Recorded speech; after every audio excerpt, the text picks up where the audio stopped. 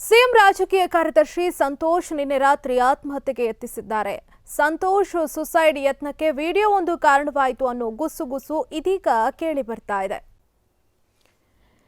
ಮುಖ್ಯಮಂತ್ರಿ ಬಿಎಸ್ ಯಡಿಯೂರಪ್ಪ ರಾಜಕೀಯ ಕಾರ್ಯದರ್ಶಿ ಸಂತೋಷ್ ನಿನ್ನೆ ರಾತ್ರಿ ಆತ್ಮಹತ್ಯೆಗೆ ಯತ್ನಿಸಿದ್ದಾರೆ. ಕೂಡಲೇ ಅವರನ್ನ ಬೆಂಗಳೂರಿನ ಎಂಎಸ್ ರಾಮಯ್ಯ ಆಸ್ಪತ್ರೆಗೆ ದಾಖಲಿಸಲಾಗಿದೆ. ಇದೀಗ ಅವರ ಆರೋಗ್ಯದಲ್ಲಿ ಚೇತರಿಕೆ ಕಂಡುಬಂದಿದೆ ಎಂದು ಆಸ್ಪತ್ರೆಯ ವೈದ್ಯರು ತಿಳಿಸಿದ್ದಾರೆ. ಈ ಬಗ್ಗೆ ಡಾ ನರೇಶ್ ಶೆಟ್ಟಿ ಹಾಗೂ ಡಾ ದೀಪಕ್ ಜಂಟಿ ಸುದ್ದಿಗೋಷ್ಠಿ ನಡೆಸಿ ಮಾಹಿತಿ ನೀಡಿದ್ದಾರೆ. ನಿನ್ನೆ ರಾತ್ರಿ 8:30ಕ್ಕೆ ಆಸ್ಪತ್ರೆಗೆ ಸಂತೋಷ್ ದಾಖಲಾಗಿದ್ದಾರೆ. ಅವರ ಆರೋಗ್ಯ ಈಗ ಚೆನ್ನಾಗಿದೆ. ಸಂತೋಷ್ ಬೆಳಗ್ಗೆ ಉಪಹಾರ ಸೇವಿಸಿದ್ದಾರೆ. 1 ಅಥವಾ 2 ದಿನದಲ್ಲಿ ಅವರು ಡಿಸ್ಚಾರ್ಜ್ ಆಗಲಿದ್ದಾರೆ. ನಿನ್ನೆ ಆಸ್ಪತ್ರೆಗೆ ಬಂದಾಗ ಸ್ವಲ್ಪ ಮಂಕಾಗಿದ್ರು, ಈಗ ಚೇತರಿಸಿಕೊಳ್ಳುತ್ತಿದ್ದಾರೆಂದು ವೈದ್ಯರು ತಿಳಿಸಿದ್ದಾರೆ. ಇನ್ನು ಸಿಎಂ ಯಡಿಯೂರಪ್ಪ ಅವರು ಕೂಡ ಆಸ್ಪತ್ರೆಗೆ ಭೇಟಿ ನೀಡಿ ಸಂತೋಷ್ ಆರೋಗ್ಯ ವಿಚಾರಿಸಿದ್ದಾರೆ. ಸಂತೋಷ್ ಆತ್ಮಹತ್ಯೆ ಯತ್ನದ ಬಗ್ಗೆ ಪ್ರತಿಕ್ರಿಯಿಸಿದ ಅವರ ಪತ್ನಿ ಜಾಹ್ನವಿ, ಬೆಳಗ್ಗಿನಿಂದಲೇ ಅವರು ಸ್ವಲ್ಪ ಬೇಜಾರಾಗಿದ್ರು. ಸಂಜೆ ಹೊರಗಡೆ ಹೋಗಿದ್ರು. ಹೀಗೆ ಹೋದವರು ಸಂಜೆ ಸುಮಾರು 7 ಗಂಟೆಗೆ ಮನೆಗೆ ಬಂದ್ರು. ಓದುತ್ತಾ ಇರ್ತೀನಿ ಅಂತ ಮನೆಯ ಮೇಲೆ ಹೋಗಿದ್ರು. ಈ ವೇಳೆ ನಾನು ಊಟಕ್ಕೆ ಏನ್ ಮಾಡ್ಲಿ ಅಂತ ಕೇಳೋದಕ್ಕೆ ಹೋದೆ. ಆಗ ಅವರು ಸ್ವಲ್ಪ ಬೇಜಾರಲ್ಲಿದ್ರು. ಅದಾಗಲೇ ಅವರು ಏನೂ ಮಾತನಾಡುವ ಪರಿಸ್ಥಿತಿಯಲ್ಲಿ ಇರಲಿಲ್ಲ. ಅವರು ಪ್ರಜ್ಞೆ ಕಳೆದುಕೊಳ್ಳುತ್ತಾ ಇದ್ರು. ಇದರಿಂದ ಗಾಬರಿಗೊಂಡ ನಾವು ಅವರನ್ನ ಅಲ್ಲಿಂದ ಕರೆದುಕೊಂಡು ಬಂದು ರಾಮಯ್ಯ ಆಸ್ಪತ್ರೆಗೆ ದಾಖಲು ಮಾಡಿದೆವು ಎಂದು ತಿಳಿಸಿದ್ದಾರೆ. ಅಲ್ಲದೆ ನಮ್ಮ ನಡುವೆ ಯಾವುದೇ ವೈಯಕ್ತಿಕ ಭಿನ್ನಾಭಿಪ್ರಾಯಗಳಿಲ್ಲ ಎಂದಿದ್ದಾರೆ.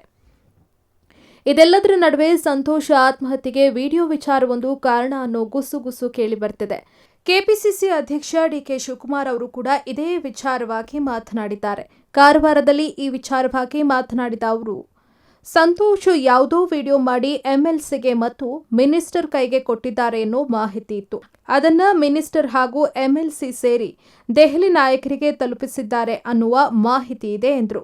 ದೆಹಲಿ ನಾಯಕರಿಗೆ 2-3 ದಿನದ ಹಿಂದೆ ಅವರು ಪರ್ಸನಲ್ ವಿಡಿಯೋ ತೋರಿಸಿದ್ದಾರೆ. ಹೀಗಾಗಿ ಬೇಸರದಿಂದ ಆತ್ಮಹತ್ಯೆಗೆ ಯತ್ನಿಸಿರಬಹುದು. ಈ ಬಗ್ಗೆ ಸರ್ಕಾರ ತನಿಖೆ ಮಾಡಿದರೆ ಅರ್ಥವಿಲ್ಲ. ಇದರಲ್ಲಿ ಗೌಪ್ಯ ವಿಚಾರ ಅಡಗಿದೆ. ಹೀಗೆ ಬೇರೆ ತನಿಖೆ ಆಗಬೇಕು. ಸತ್ಯಾಂಶ ಏನಿದೆ ಎಂಬುದರ ಬಗ್ಗೆ ತನಿಖೆ ಆಗಬೇಕು ಅಂತ ಸರ್ಕಾರಕ್ಕೆ ಒತ್ತಾಯಿಸಿದ್ದಾರೆ. ಇನ್ನು ಇದೇ ವಿಚಾರವಾಗಿ ಬೆಳಗಾವಿಯಲ್ಲಿ ಮಾತನಾಡಿದ ಕೆಎಸ್ ಈಶ್ವರಪ್ಪ ಅವರು, ನಾನು ಮಾಧ್ಯಮಗಳಲ್ಲಿ ರಾತ್ರಿ ಈ ಬಗ್ಗೆ ನೋಡಿದೆ. ಮಾತ್ರೆ ತೆಗೆದುಕೊಂಡು ಆತ್ಮಹತ್ಯೆಗೆ ಪ್ರಯತ್ನ ಮಾಡಿದ್ದಾರೆ ಎಂದು ಗೊತ್ತಾಗಿದೆ. ಅವನ್ಯಾರೋ ಸತ್ರೆ ನನಗೆ ಯಾಕೆ ಪ್ರಶ್ನೆ ಮಾಡ್ತೀರಿ ಎಂದು ವಾಪಸ್ ಮಾಧ್ಯಮದವರನ್ನೇ ಪ್ರಶ್ನೆ ಮಾಡಿದ್ದಾರೆ. ಇದರ ಜೊತೆಗೆ ರಾಜಕೀಯ ಒತ್ತಡದಿಂದ ಸಂತೋಷ್ ಆತ್ಮಹತ್ಯೆಗೆ ಯತ್ನಿಸಿದ್ದಾರೆ ಎಂದು ಅವರ ಕುಟುಂಬಸ್ಥರ ಆರೋಪ ವಿಚಾರವಾಗಿ ಪ್ರತಿಕ್ರಿಯಿಸಿರುವ ಈಶ್ವರಪ್ಪ, ರಾಜ್ಯ ಬಿಜೆಪಿಯಲ್ಲಿ 1 ಕೋಟಿಗೂ ಹೆಚ್ಚು ಸದಸ್ಯರಿದ್ದಾರೆ. ಆದರೆ ಅವನು ಮಾತ್ರ ಯಾಕೆ ಆತ್ಮಹತ್ಯೆಗೆ ಯತ್ನ ಮಾಡಿದ? ಅವರ ವೈಯಕ್ತಿಕ ಸಮಸ್ಯೆ 100 ಇರುತ್ತೆ. ಅದರ ಬಗ್ಗೆ ಅವರ ಮನೆಯವರನ್ನ ಕೇಳಬೇಕು ಎಂದು ತಿಳಿಸಿದ್ದಾರೆ. ಮತ್ತೊಂದು ಕಡೆ ಆತ್ಮಹತ್ಯೆಗೆ ಯತ್ನಿಸಿರುವ ಸಂತೋಷ್ ವಿರುದ್ಧ ಎಫ್ಐಆರ್ ದಾಖಲಾಗಿದೆ. ಸದಾಶಿವನಗರ ಪೊಲೀಸ್ ಠಾಣೆಯಲ್ಲಿ ಐಪಿಸಿ ಸೆಕ್ಷನ್ 309 ಅಡಿಯಲ್ಲಿ ಎಫ್ಐಆರ್ ದಾಖಲಿಸಿಕೊಳ್ಳಲಾಗಿದೆ. ಆಸ್ಪತ್ರೆಯ ಎಂಎಲ್ಸಿ ರಿಪೋರ್ಟ್ ಮೇಲೆ ಕ್ರಮ ಕೈಗೊಳ್ಳುವುದಕ್ಕೆ ಪೊಲೀಸರು ಚಿಂತನೆ ನಡೆಸುತ್ತಿದ್ದಾರೆ. ಎನ್ಆರ್ ಸಂತೋಷ್ ಗುಣಮುಖರಾದ ಬಳಿಕ ವಿಚಾರಣೆ ನಡೆಸಲಿದ್ದಾರೆ. ಒಟ್ನಲ್ಲಿ ಸಂತೋಷ್ ಆತ್ಮಹತ್ಯೆ ಪ್ರಕರಣದಲ್ಲಿ ಇದೀಗ ಬೇರೆ ಬೇರೆ ವಿಚಾರಗಳು ಸದ್ದು ಮಾಡ್ತಾ ಇದ್ದು, ಪೊಲೀಸರ ತನಿಖೆಯ ಬಳಿಕವಷ್ಟೇ ಸತ್ಯಾಂಶ ಹೊರಗೆ ಬರಬೇಕಿದೆ. News desk, express TV.